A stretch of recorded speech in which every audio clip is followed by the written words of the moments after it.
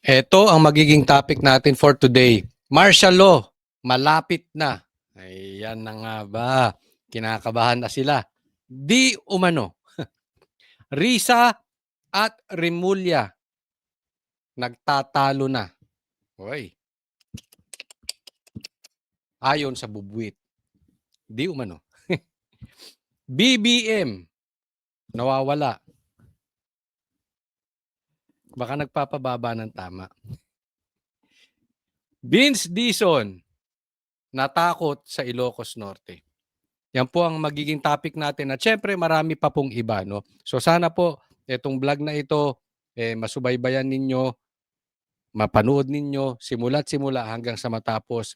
At ako po yung nagpapaalala, huwag po natin kakalimutan ha. Napaka-importante, i-like nyo po itong video na ito. May nagtatanong sa akin paano ba i-like. Kung kayo ay nasa YouTube, meron pong thumbs up dyan. Press nyo lang. At merong subscribe din. So samahan nyo na. Check nyo kung hindi pa kayo nakasubscribe. Meron pong nakalagay dyan, subscribe button. Oh, so check nyo. May nagtanong din kasi paano ba mag-subscribe. So subscribe, press mo lang yan. Libre po yan. Wala pong bayad yan. Okay, hindi na po natin pagtatagalin. Diretso na po tayo agad-agad sa ating topic dahil kay Coach Oli, bida ang balita. Ito po pag-usapan natin dahil inaasahan to ng mga taong bayan natin from Luzon, Visayas, Mindanao, inaasahan natin itong impeachment ni Bongbong Marcos. Kaya lang niluto tayo. Tuso talaga. Tuso talaga yung sindikato dyan sa gobyerno. Tuso talaga. Di umano. Etong si Bongbong Marcos. Di ba, na-predict natin, eto gagawin nila. Ganun nga ang ginawa. Pag-usapan natin. Marian, ano nang susunod na mangyayari sa impeachment complaint laban sa Pangulo? Yes, Julius, ngayon nga nai-refer na sa House Committee on Justice. Itong dalawang verified impeachment complaints laban nga kay Pangulong Bongbong Marcos ay uumpisahan na nitong Committee on Justice yung impeachment proceedings. Ibig sabihin po na 1-year bar rule. Ipatutupad na po ito, bawal na may maghain ng panibagong reklamo laban po sa parehong opisyal o laban kay Pangulong Bongbong Marcos. Nadali tayo dyan. Nadali po tayo. Bakit? Kasi tatandaan po natin, isang impeachment lang ang isasampa kada taon. So 3 po yung pumasok na impeachment. Yung una, di umano, ang nagsampa ay kakampi ng Marcos kasi abogado ni Lisa. At yung nag-endorso na congressman, kakampi din nila. Pangalawa, makabayan. Alam naman natin yung makabayan na yan, makabayad lang yan . Ano sinasabi natin before? Yaan mga yan, ay tanim impeachment lang. Galing mismo sa kampo yan ng mga sindikato. Di umano. Galing po mismo yan. Kasi ang sabi nila, di ba? Yung ghost projects na yan, malawakang sindikato yan. Kaya tinatawag nating sindikato. So, in short, tanim. Sila nagtanim yan. At alam natin, mahina yung kasong isinampakay Bongbong Marcos. So sa madaling salita, pinapatay lang nila yung impeachment. Sinabi na natin yan last week at ganyan ang gagawin nila. Ngayon, natupad na. Dahil yung lehitimong impeachment na sinampa ng grupo ni Chavit, hindi na tinanggap. Ngayon, biglang fast forward, binilisan nila pagdating ng Lunes. Isinampa na sa Congress. Aaksyonan na ng Secretary of Justice. Di wala na. Ibig sabihin, hindi na pwedeng ihabol yung lehitimong impeachment. Niyari tayo. Animal, no? Tuso po talaga. Tuso talaga tong si Bongbong Marcos. Sweetie! So ito po yung dalawang impeachment complaint na pagtutuunan ng pansin ngayon ng House Committee on Justice. Tutukuyin ng komite kung sufficient in form and substance po itong dalawang reklamo. So, ang mangyayari po niyan, kung mayroon pong sufficiency in substance and Ay! Baka mamaya may mapunta na naman sa bundok, ha? Oh, 'di ba yung congressman na yan, yung kulot na congressman na yan na nakasalamin, inirereklamo nung nanay dahil ni-recruit yung anak niya at dinala sa bundok, patay. Hindi ako nagsabi yun, ha? Hindi ko nga alam ba't hindi binabalita ng mainstream media yan. Oh, kaya duda rin ako sa mga karakas nitong mga nagsampa nito. Nitong impeachment na yan. Baka mamaya yung sinampa nilang impeachment, yung loob wala ding silbi. So anong madaling salita? Ha? Makakawala si Bongbong Marcos. Oh. Kaya nga 'di ba, sabi ko nga sa inyo, ang tawag dito sa Makabayan Black, makabayad eh. Bayad-bayad lang naman yan. Baka naman nagpapataas lang kayo ng presyo. Oh. form, bibigyan po nila ng 10 araw itong respondent o si Pangulong Bongbong Marcos na Parang tanga nagpoprosesyon pa 'no, magsasampa lang. Ako kasama po kami ni Attorney Torion, ako si Boss Dada, nagsampa po kami na diyaan sa Supreme Court para gawing unconstitutional yung impeachment ni VP Sara, na ireklamo na ito'y unconstitutional. Nagtagumpay din naman, Sinabi rin ng Supreme Court, unconstitutional yun. Pero wala na kaming dramang ganyan. Parang komunista. Hindi, 'di ba yung mga ganyan-ganyan? Oh, parang komunista nagpoprosesyon pa ang mga animal. Ang OOA talaga. Sampan nyo na lang kung isasampa. bot o No. tumugon po dito Ipinadala na sa House Justice Committee. Yung House Justice Committee, yung kila Chavit hindi tinanggap, eto tinanggap. 'Di ba?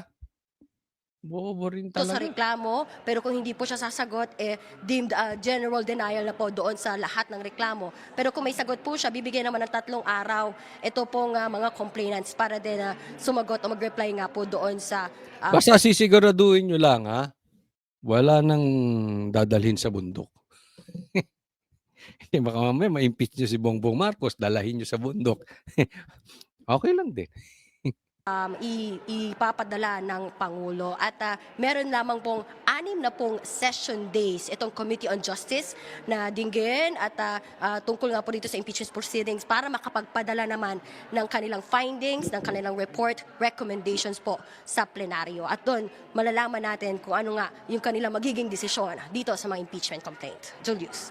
Sabahan, tama ba na sarado ng tindahan? Ayun. Yun ang tamang term. Sarado na ang tindahan. Hindi na pwede maghabol.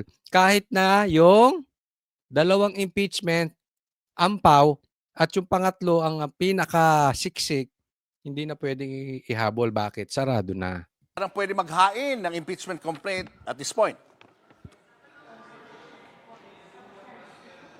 Tama ka dyan, Julius, 1-year bar rule sa ilalim ng konstitusyon, oras po na ma-refer sa Committee on Justice na nangyari po ngayong gabi, hindi na pwede maghain ng panibagong reklamo o impeachment complaint laban kay Pangulong Bongbong Marcos sa loob po yan ng 1 taon. So, sa madaling salita, yung sinasabi natin na mangyayari na itinatanggi nila, nangyari. Kitang-kita po natin kung paano ang pagkatuso ni Bongbong Marcos. 'Di ba? Yung bridge na hindi niya proyekto, inangkin niya. Etong impeachment, tinanim nila. Diba? Ganyan po. Nakikita po natin etong aksyon ni Bongbong Marcos na ito. Ito ay pinapakita sa taong bayan na talagang malawakan ang nakawan nangyari sa gobyerno. At hindi nila papayagan na sila ay maimbestigahan. Hindi nila papayagan na ipakita sa taong bayan na ibabalik namin ang tiwala ninyo. Hindi. Talagang Ang plano ng gobyernong ito, lusutan at lusutan lang. Hindi para ayusin talaga ang bansang Pilipinas. Ari po yan sa susunod na taon na muli pwedeng buksan ang tindahan. Julius. Itong dalawa yung Maan doon sa nagpagulo mga eh. reklamo, Yan. maan doon sa mga Ito. Yan, dalawang maan doon sa mga reklamo. Wait! Yan. Silang dalawa eh. Ngayon, ibabato namin sa inyo kung yung reklamo ninyo at yung nakapaloob dyan ay walang lehitimong ebidensya. Mga tanim nga kayo. Sana patunayan yung mali kami. Sa totoo lang, mas gusto kong i-humble nyo kami, patunayan nyo mali kami. Mas gugustuhin ko pa yun. Pa-impeach nyo nga talaga. May laman yung sinampan nila. Sinampan nyo labang kay Bongbong Marcos. Pero kung naharang lang din yan, wala. Maan doon sa mga reklamo laban kay Pangulong Marcos, meron ba mga naka-indicate doon na nakabase sa isiniwalat ni Congressman Toby Chanco tungkol nga doon sa kontrobersyal na pag-uusap noon ng Pangulo at ni dating House Speaker Martin Romualdez na kanyang narinig? Parang medyo Julius. Pumupuyok-puyok ka. Parang ako din yan. Parang ako. Ito yung issue dyan. Okay? Kasi di ba si Vince Dizon, nandun siya nung pinagalitan ni Bongbong Marcos si Tambaloslos. Sabi niya, ilang bahay ba sa Forbes ang gusto ninyo? Kaya ako walang magawang proyekto. Dahil sa hindi directly ganito pero parang gano'n na. Sa pangungurakot nyo ni Saldico, sa pagnanakaw nyo ni Saldico. Kasi kinukuha nila yung pera. Sinabi po yan ni Chanco na si Chanco ang campaign manager noong 2025 election ng partido ni Bongbong Marcos. Nagukuha natin. So kakampi to ni Bongbong Marcos. Yun sana ang isa sa gagamiting reklamo nung pangatlo at lehitimong impeachment.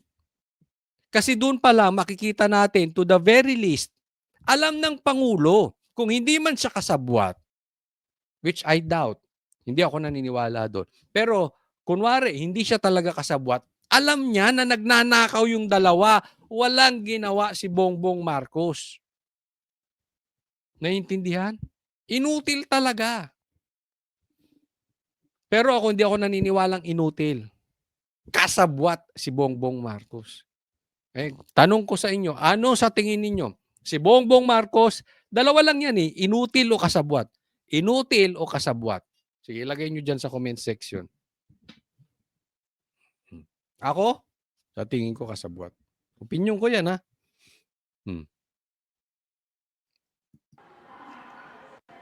Julius, sa mga nabasa natin, sa first and second impeachment complaint, hindi naman nakadetalye yung tungkol dyan sa nabanggit mo na pahayag o yung kwento nga nito ni Navotas Representative Toby Chanco doon sa kanilang pag-uusap ni Pangulong Bongbong Marcos. So hindi raw kasali. Yun ang sabi ng reporter. Sabi ni Defensor, yun sana ang isa sa kanilang irereklamo. Kasama yun sa impeachment nila. Diba? Kasi matindi yun Walang lusot si Bongbong Marcos dun. Wala siyang kalusot-lusot. Alam mo pala ba't wala kang ginawa? Diba? Ni dating House Speaker Martin Romualdez. Ang malinaw, isa nga doon sa pinakamabigat na alegasyon na tinukoy ng mga complainant ay yung alegasyon ni dating Congressman Zaldico ng kickbacks at budget insertions. Yan yung isa sa mga pinakamabigat na argumento lalo din ng Makabayan Black na gusto talaga nilang matukoy ano nga ba ang kinalaman, direktang kinalaman ng Pangulo tungkol dito. Ayun. Ang pinakamatinding reklamo kickback. Naalala natin, sabi kasi ni Saldico, nagpadala siya ng pera dito kay Bongbong Marcos na hinatid dito sa Forbes. At magte-testify nga, magiging witness ito si Saldico. Then again, yun nga, hindi nila pinayagan yun. Nakita nyo, no?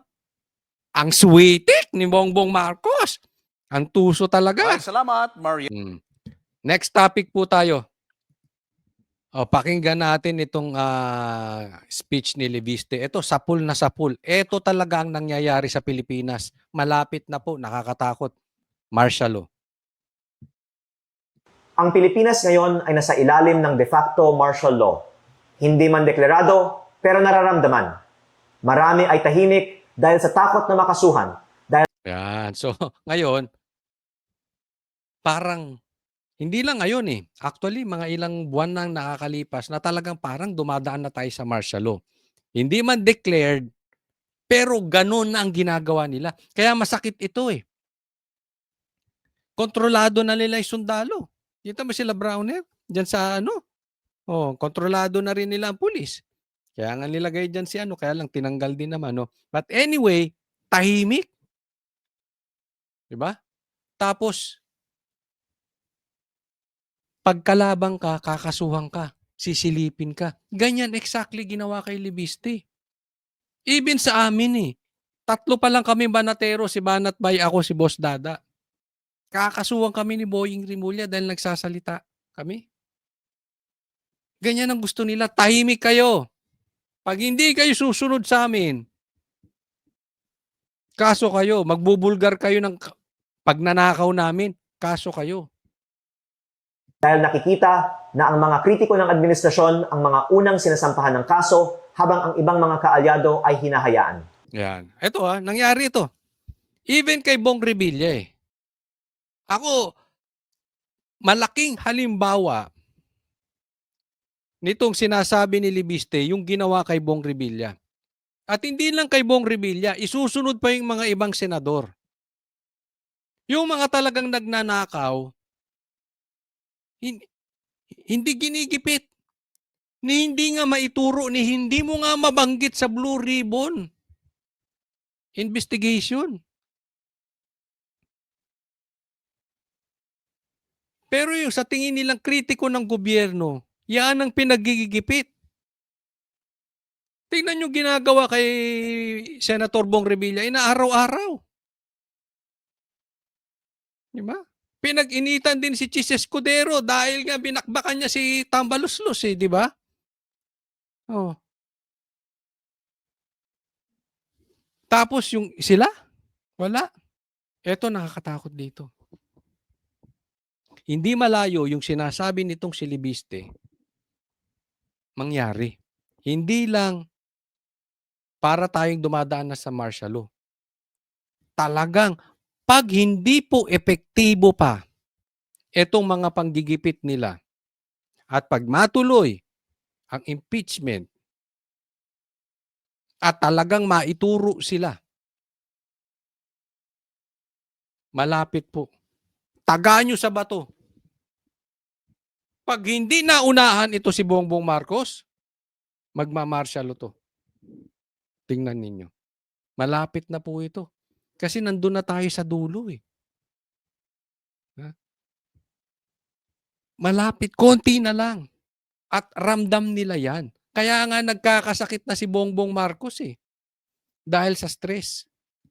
Dahil dito, ang ibang mga batas ay inaaprubahan ng walang debate at may mga bilyon-bilyon pisong mga budget na hindi kinakwestiyon. Kasama dito ang mga pambayad para sa ibang mga media at social media personalities at mga troll farms na nagpapalaganap ng fake news at umaatake sa mga kritiko ng administrasyon. Alam mo, pansin ko yan yung mga trolls nila.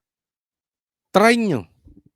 Lalo kung medyo malaki yung inyong followings or kahit hindi kayo vloggers pero may followers kayo. Try nyo banatan si Tambaluslos. Papasukin kayo ng mga trolls. Nakalak ang profile. Ay, nako. Kabisado ko na ito. Even before the election, alam ko na kung dumating sila bulto. Kaya hindi naman ako nagre-reply sa kanila. Kasi dun sila kumikita pag nag-reply, papakita pa nila dun sa ano nila. Pero wag tayong matatakot. Tuloy lang. Hindi lang po trolls. Wag na tayong magpakalayo-layo. Alam kong alam nyo yung sinasabi ni Libiste. Media. Mainstream media, hawak nila. Tingnan mo yung dinala sa bundok nitong kulot na congressman, hindi man lang binanatan ng binanatan.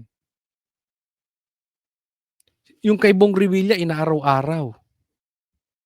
Di ba? Oh. Pero hindi nyo ba napapansin? Hindi man lahat ng mainstream media, karamihan, hindi nila magalaw si Tambaluslos. Hindi nyo papansin yon? Alam ko napapansin nyo yan. Yan yung sinutumbok ni Libiste. Ito pa. Lagay nyo dyan kung sino yung mainstream media na yan na takot kay Tambaluslos. Ito pa. May sinasabi sila, hindi ko alam, hindi ko naman pinapanood. May mga vloggers daw na DDS. Binabanatan si Bongbong pero si Tambaluslos hindi mabanatan. Ako hindi ko alam kung sino yon, hindi naman ako Pero binubulong sa akin. Sabi nila, bakit hindi? Galit na galit sila kay Marcos, hindi nila magalaw si Tambaluslos. Yung pere. Grabe, no? Ganito din sa panahon ng martial law ni dating Presidente Ferdinand Marcos Sr. Ngunit maraming mga miyembro ng oposisyon, civil society at pribadong sektor ay lumaban sa diktatura.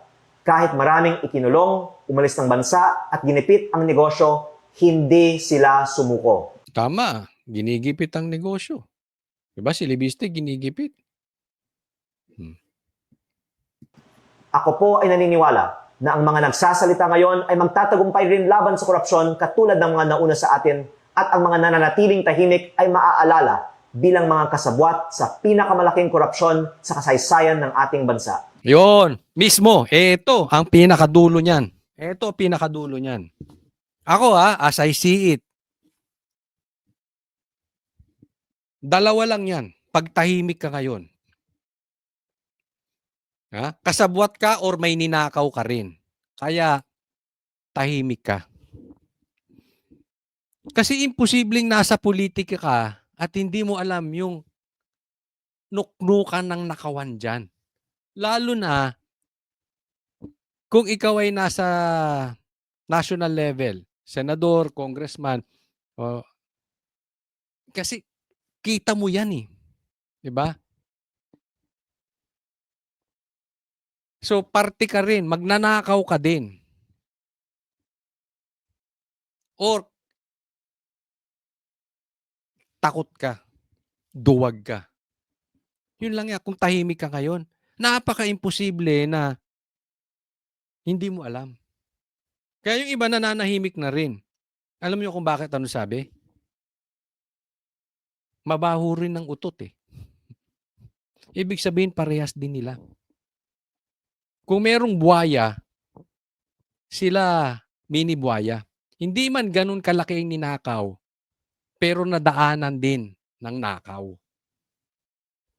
So hindi sila makasigaw dahil ibubuelta sa kanila. Ganyan ang ginagawa ng gobyerno. Iingay ka? Sasabihin mo yung nakaw namin? Hahabulin namin negosyo mo. Hahabulin namin pati pamilya nyo. Hahabulin namin yung mga korupsyon nyo. Karamihan sa gobyerno, may nakaw din talaga. Hindi man lahat Yung iba hindi man garapal, pero nalagyan. Yung iba naman, sadyang duwag lang. Dito lang, basta kami tahimik. And then, pagpatapos na, pagpapanalo na, di ba? May simbahang ganyan, may sundalong ganyan, may politikong ganyan. Pag sure na, doon na lang kami magsasalita. Yung, yung parang for media purposes na lang. Alam na nila, panalo na, kuha na talaga. Doon lang, kala mo tapang-tapangan. Hindi, ngayon kayo lumabas. Pansin yung daming tahimik ngayon. Kakainisin, no? Bahagang buntot. Umaasa rin po ako na ang mga nagsasalita tungkol sa korupsyon sa gobyerno ay proprotektahan ng taong bayan at gagamitin nila itong pagkakataon upang ibahagi ang katotohanan para sa kinabukasan ng ating bayan. Ito samahan po natin si Libiste. Ang ganda po nung sinabi niya. Umaasa siya na yung lumalaban sa katiwalian, umaasa siya na poprotektahan ng taong bayan. Protektahan po natin. Tulungan natin sa social media. Ilabas natin yung baho ng kalaban na ginagawa dito sa mga nagsisiwalat ng baho nila. Protektahan natin. Ito lang sa akin, Congressman Libiste. Medyo sawang-sawa na kasi kami sa mga politiko. Hanggang simula lang. Sana hindi ka ganun. Kasi marami na kaming dinaan ng ganyan. Meron din isa, bata, katulad mo, ang tapang. Ngayon, duwag na.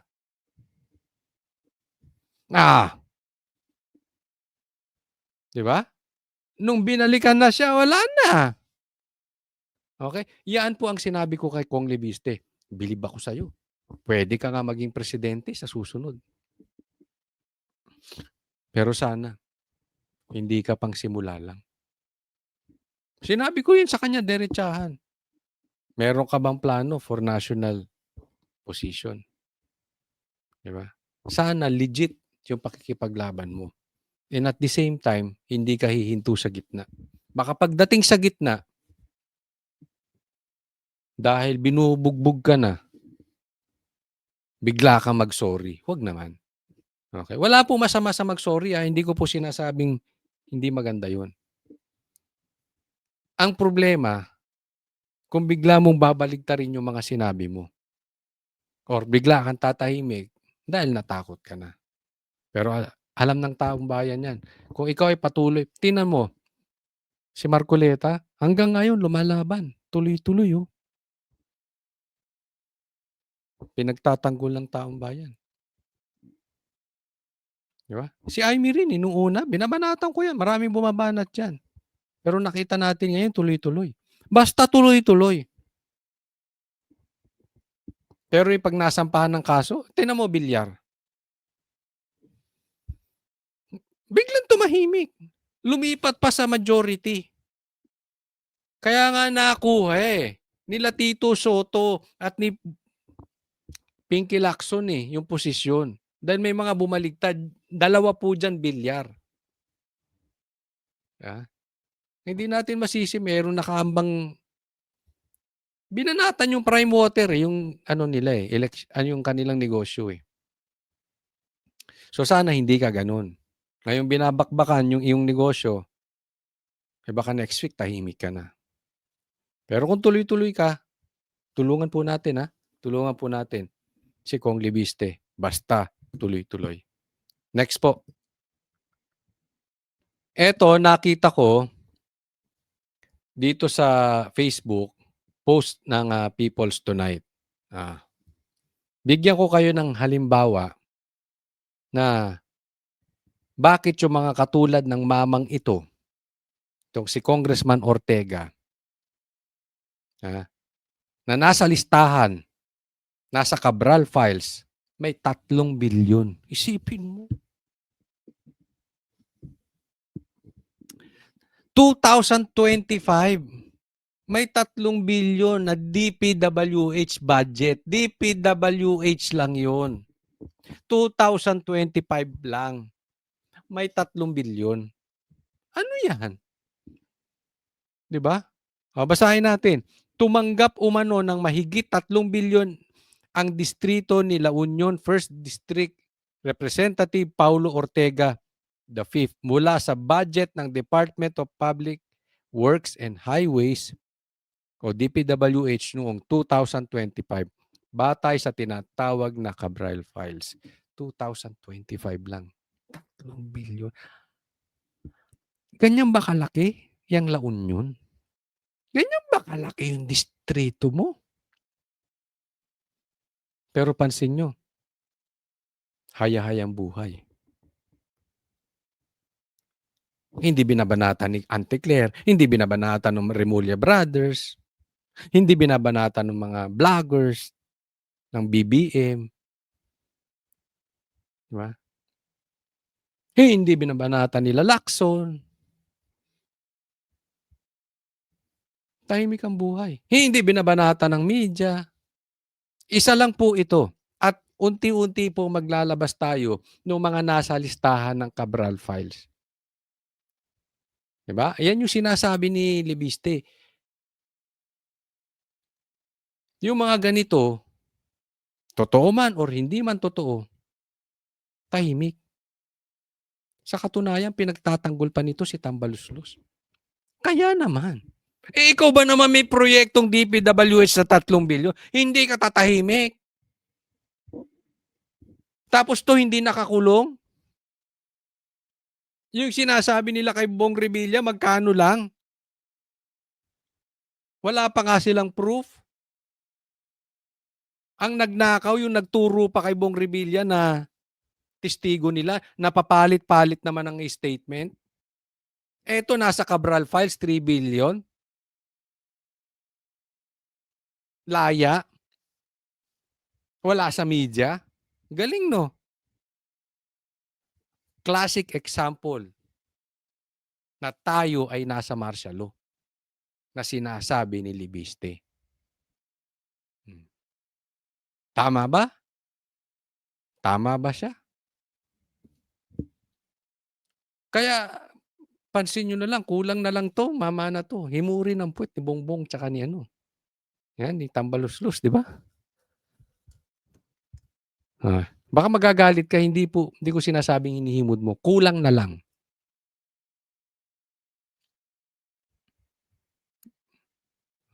Parang wala siyang nakikitang. Dapat patunayan niya. Saan napunta itong 3 bilyon na ito? Di ba? Tuloy po. Kaya maraming nagagalit eh. Diyan sa Cabral Files na yan. Dami kasing tatamaan. Next po. Ito muna pag-usapan natin ha. Mamaya pa meron tayong gustong i-discuss na itong di umanong pagtatalo ni Risa Ontiveros at saka ni John Vic. Mamaya-maya po, pero dito muna tayo, okay? Si PBBM matapos isugod sa ospital kamakailan. May hirit din ang Malacanang sa mga ginagawa raw biro sa kalusugan ng Pangulo. Ang detalye sa agenda report ni Ivy Reyes. Back to work na daw si Bongbong Marcos. At nag-react ang Malacanang doon sa ginagawang biro yung kalusugan ng Pangulo. Alam mo dahilan nito? Bakit ganyan? Una sa lahat, dahil hindi ka nagpa-drug test. Oo, yan yun. Takot ka sa hair follicle test. Sabi, Coach, ano namang connection ng drug test dyan sa sakit niya? Wala na tiwala ang taong bayan sa'yo. Kahit sabi mo back to work ka, hanggat hindi ka nila nakikitang nagpapa-interview, hindi maniniwala ang taong bayan sa'yo, Bongbong Marcos. Dahil lahat nakaturo na addict ka. Even yung kapatid mo, sinasabing addict ka. Pero sinasabi mo hindi ka addict, pero takot ka naman magpa-drug test. Ano sa madaling salita? Kahit obvious, i-deny mo. Ipagtatanggol ka ni Claire. Ipagtatanggol ka ng mga kasamahan mo. And yet, ayaw mong kunin yung ultimate challenge na drug test. Same thing dito. Kaya ka pinagtatawanan eh. Hindi ka daw madumi, baka sumabog ang puwet. Alam mo, may mga ganyang sabi-sabi. Ooperahan ka di umano. Bakit? Kapatid mo ulit nagsasalita, wala nang gaalaga sa'yo. Na legit naman. Tapos ngayon sasabihin mo, back to work ka na. Naniniwala ba kayo na back to work na to? Tanong ko lang. Balik public view na si Pangulong Bongbong Marcos matapos ma-ospital noong nakaraang linggo. Yan bang picture niya yan? Yan talaga? Kasi pinapakita niyo, back to work na si Bongbong. Tapos yan. So, ngayon lang ba yan? Ngayon, kung ngayon yan, kahit totoo yan, masisisi natin ang taong bayan. Eh, nuknukan na kayo ng sinungaling. Nuknukan kayo ng in denial. Bigyan ko kayo halimbawa. Ulitin ko yung sinabi nyo sa KOJC. Walang pumasok na baril. 5,000 pulis may hawak ng baril lahat. Ni hindi kayo nag-apologize. Puro lang kayo deny. Yang drug, yang droga mo, wala rin. Di ba? Ano to? Hindi, kung ito naman, hindi totoo, bakit ganyan ipapakita nyo? Back to work tapos ganyan. Ano yan? Dahil sa diverticulitis. Sa ngayon po ay masasabi natin maganda po ang kalagayan ng ating Pangulo dahil siya po ay kasalukuyang nasa meeting. Paano mo masasabing nasa meeting? Ako hindi ko to be honest, hindi ko alam. Baka hindi ko lang napanood. 'Di ba? Pero, usually ang media pagka ganyan. Pag lumabas yan si Bongbong Marcos, kaliwat kanan, lahat ng mga mainstream media ang kakampi ninyo. Naglalabas, ito wala. O baka mamaya picture lang yun, nagpa-picture, total, ang mga kausap niya, mga kampi niya rin, lumabas lang saglit, tapos umalis na. Wala talagang naganap na meeting. In short, mahina ang katawan. Di ba? Kasi kung malakas ka talaga, ako pinagbibintangan nyo may sakit. O sige, tawagin mo lahat yan, i-interviewin nyo ako. Fire. Hindi ko kailangan ipagtanggol ako nito. Hindi ko kailangan magtago sa palda nito. O di ba? Again, hindi ko sinasabing hindi nga, okay? Pero hindi natin pwedeng sisihin ang taong bayan. At yun po, at marami po silang pinag-uusapan patungkol po doon. Matatanda ang absence sa ilang nakaschedule na Ay, ngayon ba yan? Matatanda ang absent tapos ngayon ba yan? engagements ang Pangulo noong nakaraang linggo. Pero ayon sa Malacanang, nasa Economic and Development Council meeting si PBBM ngayong umaga kaya maituturing na fake news ang balibalitang may malubhang sakit at naoperahan daw ang Pangulo. Pinuna rin ng palasyo ang video message. Teka muna, bago tayo pumunta kay Jaime. Sinong nakakita na nasa meeting siya? Meron bang medyang nakapag-interview?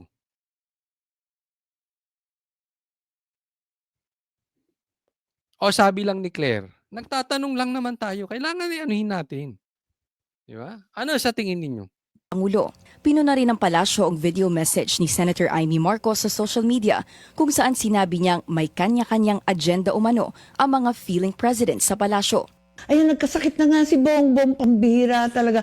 Wala kasing nag-aalaga sa kanya. Sino ba dyan sa nakapaligid sa palasyo, sa dinami-dami ninyo, ang talagang nagmamahal sa kapatid ko? Yan. Dun, alam mo kung saan sila nasaktan kay Amy?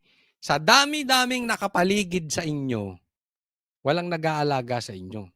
At feeling presidente. So, nag-react ang Malacanang. So, in short, ang nasaktan, yung nakapaligid kay Bongbong. Di ba? Doon sila nasaktan eh. Sa dami yung nakapaligid dyan, meron lang kayong agenda. Walang nag-aalaga sa kapatid ko.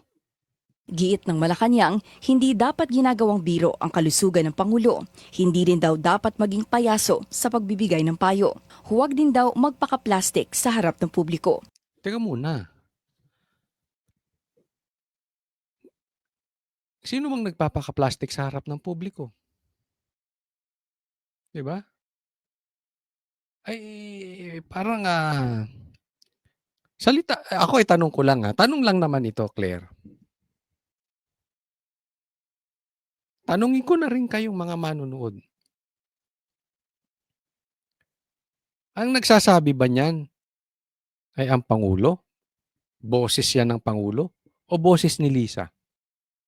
Kasi para makikipagbardagulan eh. Oh. 'Di ba nag-react doon sa sinabi ni Amy? Na walang nag-aalaga.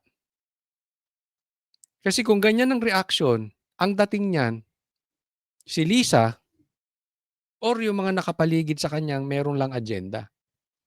Para sa agenda, Meron lang personal pakinabang kay Bongbong Marcos. Wala bang live coverage man lang? Kahit mga 5 minuto, 10 minutes lang na nasa meeting. 'Di ba? Ito nga ang ano ko dito eh.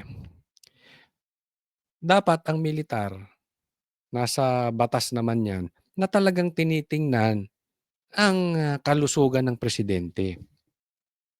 Tingnan nila. Wala namang masama 'yun eh. As far as I know, responsibilidad nila 'yun. Totoo ba yung sinasabi ni Claire na maayos na ang presidente? Hindi ba malubha ang sakit ng presidente? Kasi karapatang malaman niya ng sundalo, karapatan din niyang malaman ng taong bayan. Even yung St. Luke's, yung dinideclare ba sa media, yan talaga ang katotohanan. Di ba? Wala bang pananagutan ng ospital diyan? Kung sakali man na in danger na pala ang Pangulo at hindi nila binigay atensyon doon sa dapat nakakaalam. Kasi puro sila ganyan eh. Puro naman sila in denial, pero hindi naman sila nagpapakita ng ebidensya to the contrary. So maaalis mo, hindi mo maaalis sa taong bayan kung gagawing biro ito. Again, kasalanan nyo, be responsible naman. Ibalik nyo yung tiwala ng taong bayan, hindi yung puro lahat. Magnanakaw kayo, hindi kami magnanakaw. Adik ka, hindi kami adik. May sakit ka, hindi kami, wala akong sakit. Ganun na lang yun. Pork barrel king yung anak mo, hindi siya pork barrel king. Then you expect yung taong bayan na hindi to gagawing biro? Be a man. Pakalalaki ka rin. Magkaroon ka ba? Patunayan mo. Hindi puro tanggil. Tanggi rito, tanggi ron.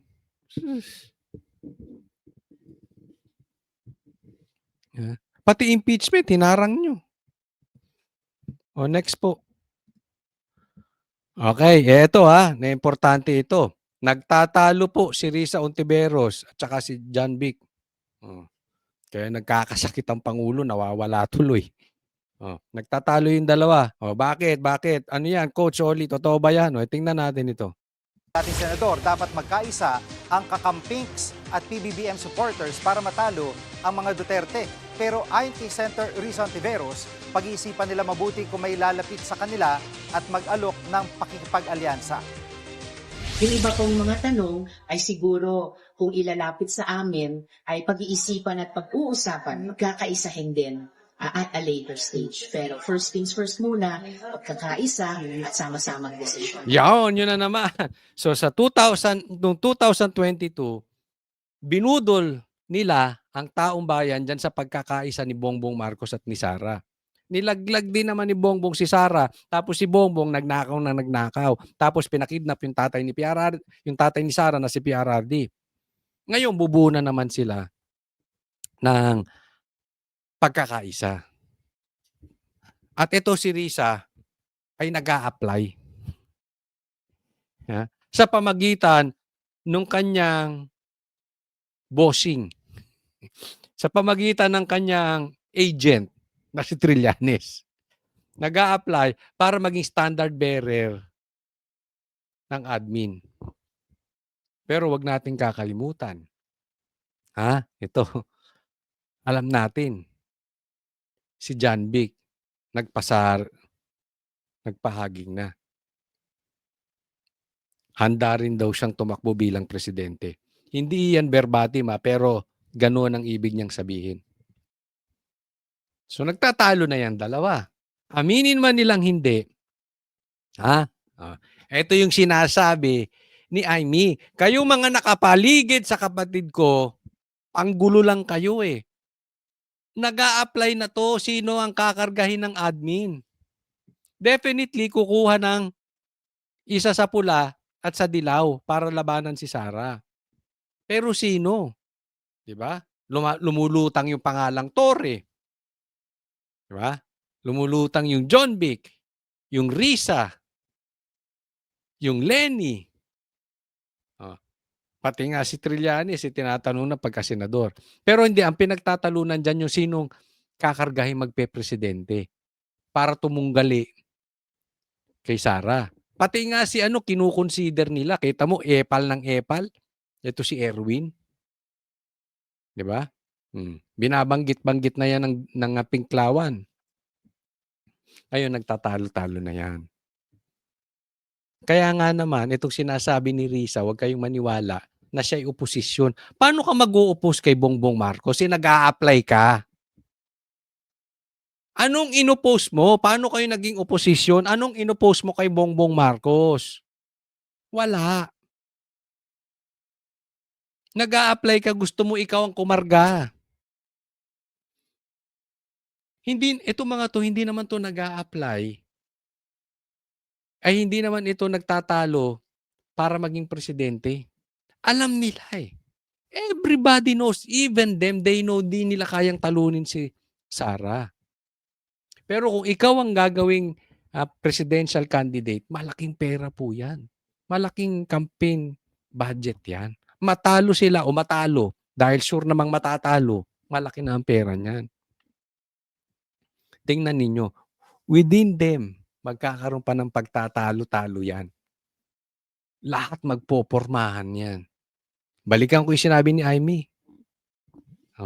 Lahat nagpipiling presidente. Parang ganito to, lahat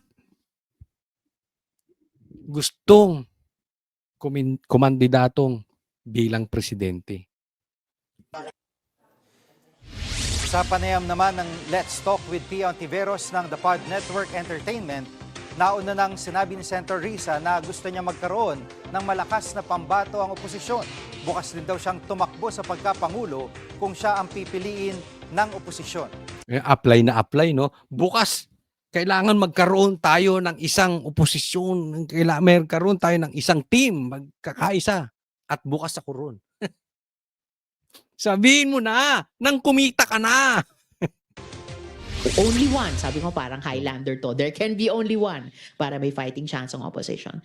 If that becomes Isa lang. Okay? So, ibig sabihin, yung Dilaw, yung Pinklawan, yung mga plastic, yung mga komunista, yung mga NPA, lahat.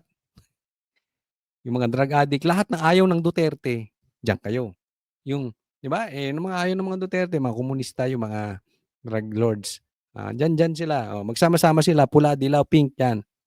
Hindi pwedeng may tatakbong pula, may dadakbong. Yan yung pino-float nilang idea. Kita nyo kung saan sila nakafocus. Paano tatalunin si Sara? Hindi paano maayos ang gobyerno natin. Pero minamind conditioning din nila si Bongbong dyan. Kasi siyempre, nasa admin si Bongbong, may pera eh. Di ba? Gusto nila sila yun. Gusto nila, itong Dilaw, sila ang tatakbong presidente. Tanong, hindi nyo ba alam malakas si John Vic sa presidente? Tingnan nyo ginawa kay Torre. Diyan pa lang kita na natin eh. me, by that time, I will have learned to love it na and I will want it na. Talaga Max, I want it na. May ambisyon sinasabi niya na natatanggap nyo na ang pagkakaisa kahit na yung sinuka nila ay kakainin nila ulit. Oo. I learned to love it, yung kumain ng suka. Napapag-aralan ko ng kainin yung tinain namin at sinuka namin kainin namin. Bakit? Pangarap mo talaga yun. Dati pa naman eh. Pumupustura ka na para kandidato. malakas ang sense of duty ko. Naks. May malakas ka pang pasaka. Malakas ang sense of duty. Malakas kang kumain ng suka. Mga kapatid, Ay, nako, itong si Risa, oh.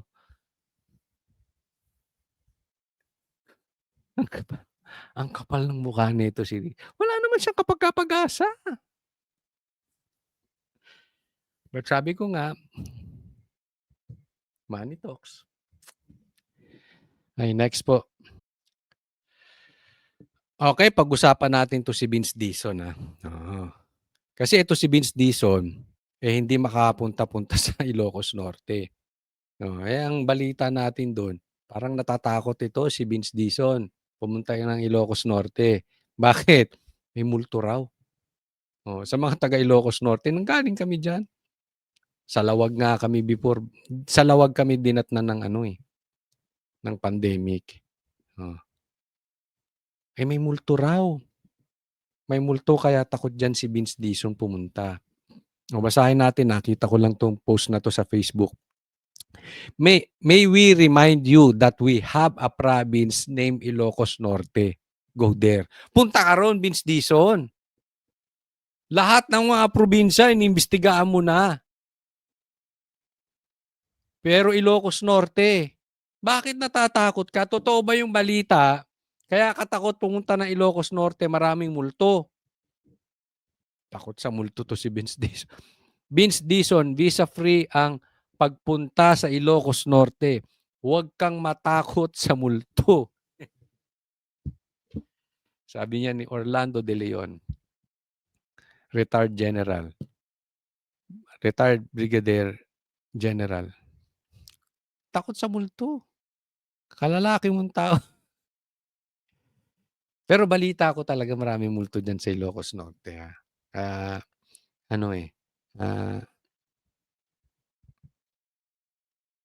Hindi makapunta-punta si Vince Dizon. Pero nag-ikot to si Vince Dizon, maraming napuntahan na to. Marami nang nakitang multo to.